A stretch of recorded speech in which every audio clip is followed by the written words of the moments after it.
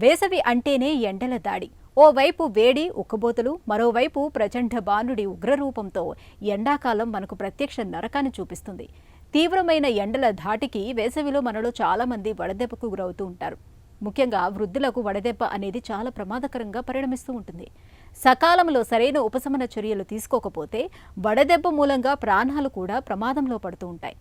వడదెబ్బ తగిలిన అత్యవసర పరిస్థితుల్లో ప్రథమ చికిత్సగా వెంటనే ఏం చేయాలో, ఉపశమనం కోసం ఎలాంటి చర్యలు తీసుకోవాలో ఇప్పుడు తెలుసుకుందాం.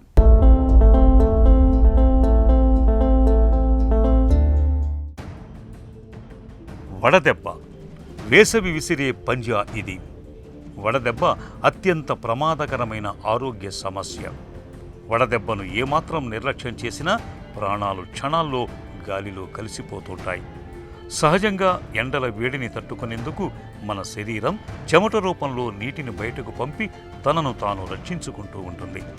కొన్ని సందర్భాల్లో ఈ ఎండల తీవ్రతను నియంత్రించే వ్యవస్థ మన శరీరంలో విఫలమైనప్పుడు మనిషి అపస్మారకంలోకి వెళ్ళటం, అసలు చెమటలు పట్టకపోవటం, తలపోటు, వాంతులు, తీవ్రమైన జ్వరం లాంటివి వచ్చి ప్రాణాపాయ స్థితిలోకి వెళ్లే ప్రమాదం ఉంది. వడదెబ్బ తగిలిన వారిలో శరీర ఉష్ణోగ్రత ఒక్కోసారి 105 డిగ్రీల దాకా వెళుతుంది. శ్వాసక్రియ వేగం పెరుగుతుంది. రక్తపోటు, పల్స్ రేట్ బాగా పెరిగిపోతుంది. ఒక్కోసారి స్పృహ కూడా కోల్పోతుంటారు. ఈ స్థితిలో నిర్లక్ష్యం చేస్తే వడదెబ్బ ప్రాణాంతకం అయ్యే అవకాశం కూడా ఉంది. వడదెబ్బ తగిలినప్పుడు ముందుగా ఆ వ్యక్తి ఒంటిపైన ఉన్న దుస్తుల్ని తొలగించాలి. చల్లగా గాలి వచ్చే ప్రదేశంలో పడుకోబెట్టాలి. శరీర ఉష్ణోగ్రత ఎక్కువగా ఉన్నట్లయితే తగ్గించే ప్రయత్నం చేయాలి. తడిబట్ట లాంటిది కప్పటం వల్ల మంచి ఫలితం ఉంటుంది. గ్లూకోజ్ నీళ్లను లేదా కొబ్బరి బోండా నీళ్లను తాగించటం మంచిది.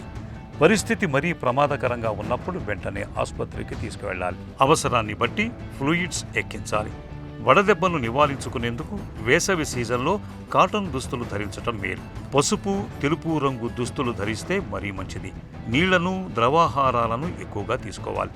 బయటకు వెళ్లాల్సి వచ్చినప్పుడు తప్పనిసరిగా గొడుగును వాడుకోవాలి. వేసవిలో దూరపు ప్రయాణాలు చేయకపోవటం ఉత్తమం.